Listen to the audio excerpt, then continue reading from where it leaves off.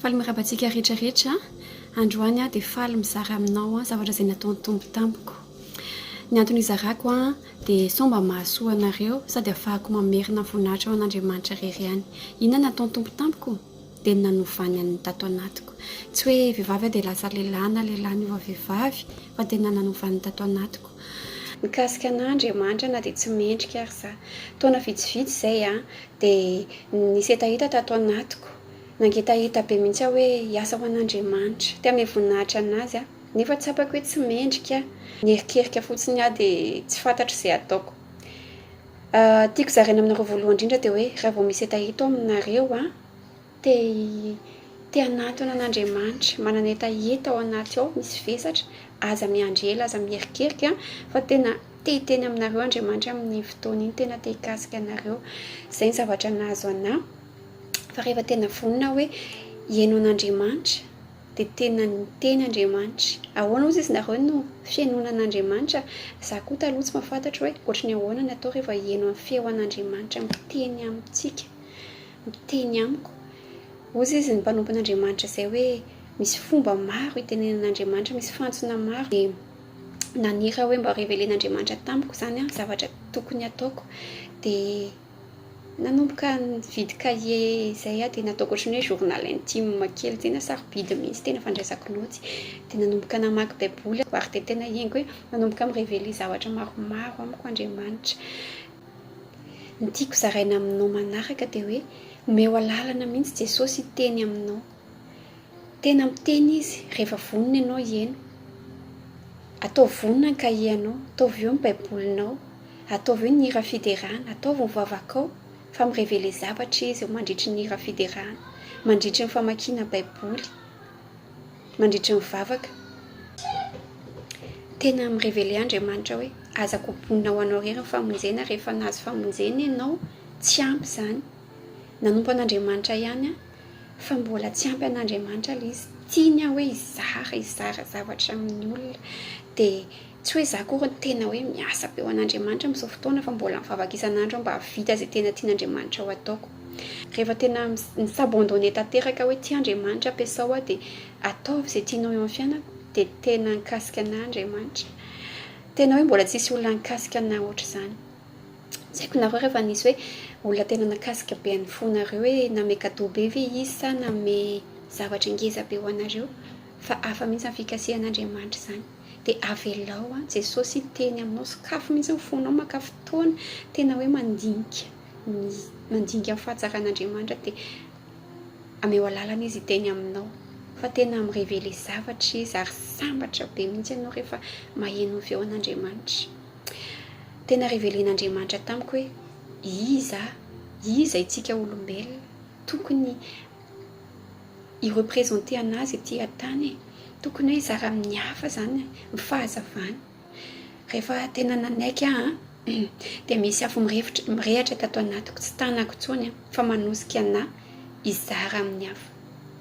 Tena gaga tanatin'izany satria tsy mendrika nefa dia nikasihan'Andriamanitra. Tsy nahoan'Andriamanitra koa ireo faiblesse hoe saro-kenatra, tsy dia mahay miresaka. Na za miresaka aminareo io ary somary mibadabada izay firesako dia enkany mba tsy ho izay no hitanareo fa niafatra avy amin'Andriamanitra. Afaka mikasika anao koa Andriamanitra fa tsy olona bien équipé kory no safidiana. Mbola tsy bien équipé ary ianao na dia tsy aminao ary ilay talenta hiteny. Fa rehefa mikasika anao Andriamanitra dia avy eo omena anao ilay équipement hoentinao miasa avy eo. Fa tato anatiko tena tsapako hoe niova ho azy ny zavatra novain'Andriamanitra tato anatiko. Taloha tsy menatra mihitsy mitarika olona mihetsiketsika. Fa amin'izao fotoana izao tsy menatra mihitsy ny izara momba an'i Jesosy, ohavolombelon'i Jesosy isan'andro. Tsy angina mihitsy ny vavako fa anandratra an'Andriamanitra miandrom-piainako sisa rehetra. Satria nanira hoe ame voninahitra an'Andriamanitra ny fiainako dia nisy activité tena nanomboka tsy confortable anahy intsony. Ny fanahy ato anatiko tsy à l'aise. Nisy combat spirituel izany tao anatin'izany zavatra izany. Za manira ame voninahitra an'Andriamanitra nefa ny zavatra miseho indraindray tsy hay intsony ny zavatra fomba ahitan'Andriamanitra anahy amin'ilay activité. Tsy confortable intsony na ny hira anaovana ny activité ary indraindray tsy mifidy mihitsy za taloha fa rehefa tatyoriana tena tsy alaizy tsony satria heniko hoe tsy mame voninahitra n'Andriamanitra hoe zavatra sasany. Ny prioriteako ary hafa mihitsy za taloha vao misy fotoana dia efa mihazakazaka any amin'ny émission, any amin'ny série, any amin'ny loisir maro samihafa, miaro tory amin'ny karazan-javatra be da be. Fa rehefa novain'i Jesosy dia gaga fa tena tsy liana, tsy hoe tsy manao an'izany mihitsy na hoe tsy araka amin'ny fianakaviana mihitsy hoe hanao loisir, fa novain'Andriamanitra mihitsy hoe tsy liana tsony, tsy hoe tsy mahazo manao an'ity sy ity, fa tena hoe lasa zavatr'Andriamanitra, zava-panafona malinana. Ary tena misy fahasambarana ry zareo ao amin'ny fanompoana an'Andriamanitra. Zavatra mamy indrindra dia ilay fotoana ivavahako, iresako amin'Andriamanitra. Tena tsapako hoe efa miandry anahy eo Andriamanitra amin'ny fotoana iny. Ary tsy niresaka hoe durée an'ny vavaka ny zava-dehibe, fa ny qualité amin'ny fifandraisana amin'Andriamanitra, hoe mahazo tsara ve ny connexion, tafa-connecté tsara amin'Andriamanitra ve.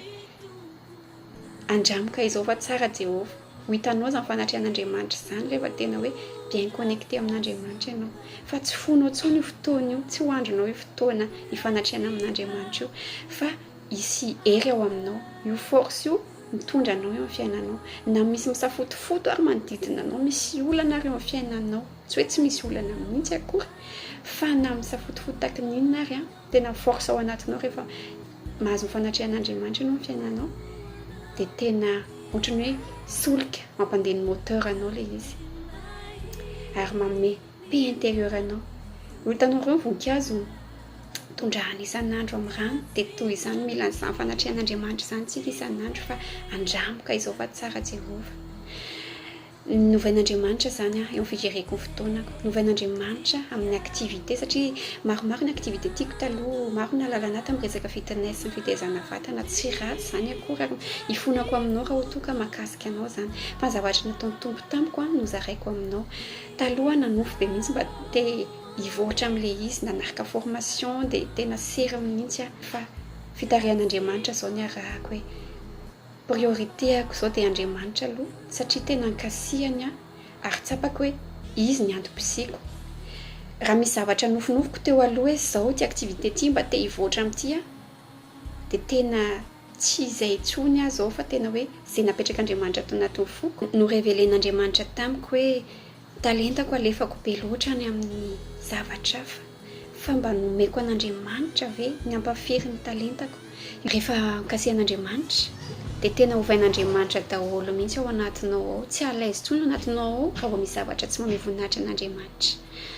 Na ny hira henonao, na ny zavatra jeren'ny masonao, na ny zavatra ataonao, dia tena hoe Andriamanitra no mitarika anao, fa na ny masina no mitarika anao homendrika an'Andriamanitra, fa tsy hanao forcé ianao hoe ambomboatra amin'ny fihetsika ao sy ambomboatra amin'ny fieritreritro ao, fa tena fanan'Andriamanitra no anovanao tanteraka. Atao foana izay mampanakaiky anao an'Andriamanitra, izay misintona anao hiakatra fa tsy misintona anao hidina any amin'ny fahaverizana. Zaraiko anao izany satria mahasoa nahasoana ary voninahitra ho an'Andriamanitra irery ihany. Novain'Andriamanitra dia afaka manovanao koa izy, nositranin'Andriamanitra ny toe-panahiko.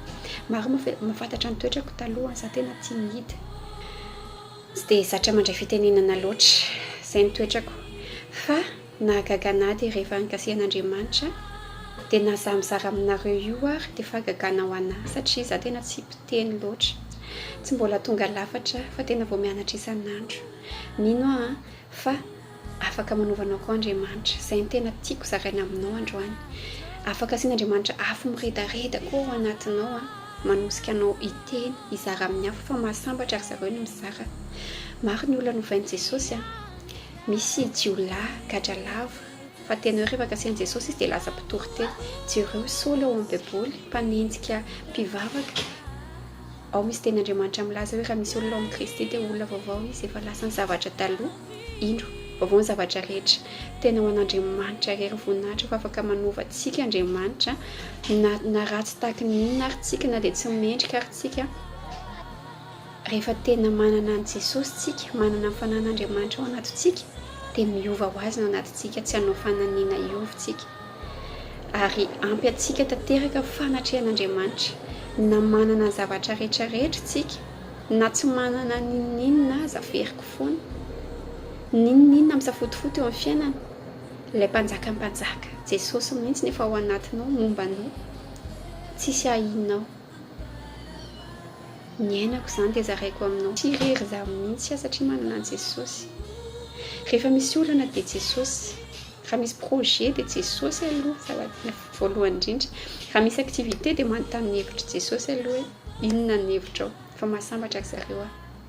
Dia zaraiko aminao izany, afaka ovain'Andriamanitra ianao raha te hiova. Fitiako ny zavatra rehetra izay voalaza hatramin'ny voalohany. Voalohany indrindra, raha misy etaeta ao aminao, raha vao tonga aminao ilay vesatra, te hanompo an'Andriamanitra. Ohatra ny hoe misy etaeta an'Andriamanitra ao anatinao, aza miandry ela, aza miherikerika izany, aza entina mieritsiritry ny saina, fa tonga dia mivava amin'ny fotoana iny, fa misy zavatra tian'Andriamanitra atao aminao, misy zavatra tiany tenenina aminao amin'iny, mamangy anao fanan'Andriamanitra amin'iny. Dia manaraka izany, avelao Jesosy hiteny aminao, mamaky baiboly, mazotoa mivavaka, mazotoa mandefa hira fiterana, mazotoa fanerasera amin'ny olona tian'Andriamanitra, amin'ny olona tena misositra Andriamanitra, mba hirehatra koa ianao. Manaraka izany, afaka mikasika anao Jesosy raha tena mangetaeta ianao, afaka manovanao izy tsy araka ny eritreretinao mihitsy ny fanovanao ho azonao, ary tsy anao forcé ianao fa hiova ho azy ao anatinao. Afaka miakatra ambonimbony kokoa ianao eo amin'ny fahalalana an'Andriamanitra. Ny fanatrihan'ny tompo misy niveau io, afaka miakatra ambonimbony kokoa ianao. Ho tsapanao fa zavatra tsy mbola fahitanao hatramin'izay nenanao, no tsapanao ao anatin'izany fanatrihan'Andriamanitra izany. Hidécouvre zavatra be ianao, ary tsy fonao intsony izany fotoana izany. Faefatra, omeo an'Andriamanitra ny talentanao. Tsy ho an'izao fiainana izao ihany, tsy ho an'izao tontolo izao mihitsy ary, tsy izay sitrapon'Andriamanitra. Omeo an'Andriamanitra aloha ny priorité anao, ny talentanao rehetrarehetra io, omeo an'Andriamanitra aloha. Ho géren'Andriamanitra hoe atao aiza ity reto talenty reto ampiasaina amin'ny fomba ahoana. Andriamanitra aloha omena voalohany talentanao 100%, fa tsy ny 10%. Tsy ny filinanao intsony no mitondra anao, tsy ny lohanao intsony, fa ny fanahin'Andriamanitra. Farany dia hoe aza menatra mizara ny momba an'i Jesosy. Raha mangetaeta ianao amin'izao fotoana izao, te hatsapany izany hoe fikasihan'i Jesosy izany. Afaka mikasika anao Jesosy toy ny kasihany anahy. Zana dia tsy mendrika aza dia nokasihan'i Jesosy.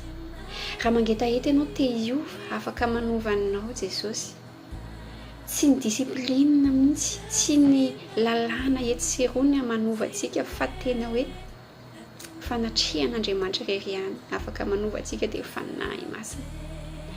Niza ianao izay mihaino anahy amin'izao fotoana izao, maniry amin'ny foko rehetra hokasihan'i Jesosy ianao amin'izao fotoana izao. Na dia izao ihany ary, tsy mila rendez-vous fa Jesosy efa eo, efa elo Jesosy no te hanovanao. Illimité ny capacité an'Andriamanitra, illimité, tsy takatra ny sainao izany fahalehibiazan'Andriamanitra izany, afaka manovanao izy. Tsy araka ny eritreretinao akory. Hivavaka tsika izao, manetretena tanteraka eo anatrehan'Andriamanitra, hirevele zavatra aminao izy rehefa tena mangetaeta ianao. Sokafy mihitsy ny fonao, ny sainao, sokafy, atao vonona mihitsy ianao. Tsy ny tenanao ny ezaka hiova samirery, fa fanan'Andriamanitra dia hanovanao, mandeha ho azy ny fiovana. Vokatry ny fanan'Andriamanitra dia ho hita ho azy eo ny fiainanao. Efa eo alohanao Jesosy amin'izao fotoana izao, aki-pio ny masonao, asandrato ny tananao, raha mazoto ianao hanandratra ny tananao. Mpanjiny fa Jesosy tena tianao. Efa ela izy te hanovanao, te hikasika anao. Fa mivavaha amin'izao fotoana izao.